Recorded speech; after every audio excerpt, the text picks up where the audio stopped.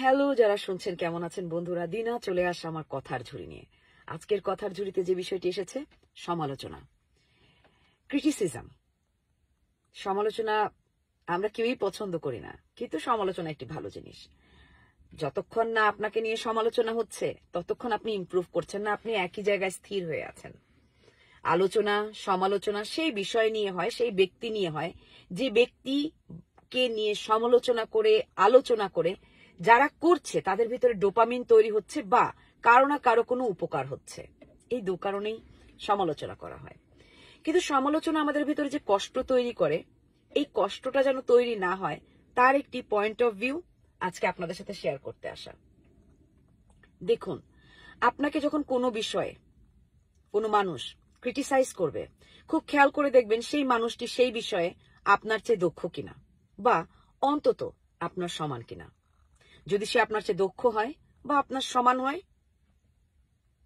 সেই ক্রিটিসিজমটা নিতে জানতে হবে, কারণ সেখানেই রয়েছে আমাদের ইমপ্রুভমেন্ট।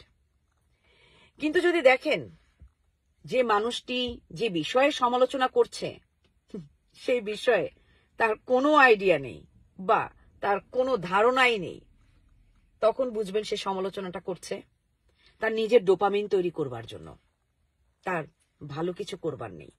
সে আপনাকে কষ্ট দিতে চাচ্ছে, সে আপনাকে ছোট করতে চাচ্ছে, এবং সেটা আমাদের নেওয়া যাবে না, নেওয়া যাবে না। আমি আমার জীবনে এমন মানুষকে ফ্যাশন নিয়ে সমালোচনা করতে শুনেছি আর একজন ব্যক্তির সম্বন্ধে যাদের ফ্যাশনের কোনো তুলনা হয় না।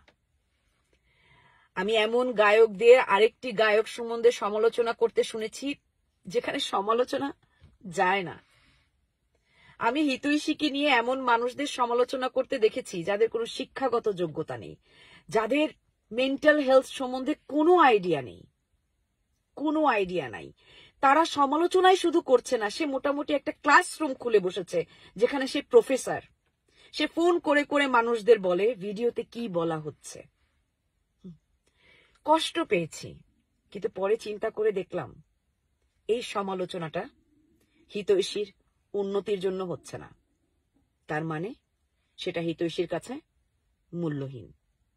যখন কোনো মানুষ আপনাকে কোনো কিছু বলবে, আপনাকে টোন করবে, আপনাকে নিয়ে সমালোচনা করবে, কিন্তু সেই মানুষটি যে কাজটি নিয়ে করছে সেই কাজে দক্ষ নয়, সেই কাজে আপনার সমান নয়, বুঝবেন তারা আপনাকে ছোট করার চেষ্টা করছে। এবং যারা আমাদের ছোট করার চেষ্টা করে তারা থামতে পারে না, তারা সারা জীবন শুধু চেষ্টাই করে, শুধু সেখানে অ্যাটেনশনটা দেবেন না, কারণ তারা পেছনের মানুষ, সামনের নয়। এবং আমরা সামনে এগিয়ে যাব, আমাদের চোখ, কান, হৃদয় সামনের দিকেই থাকা উচিত। আপনাদের দিদি দিনা।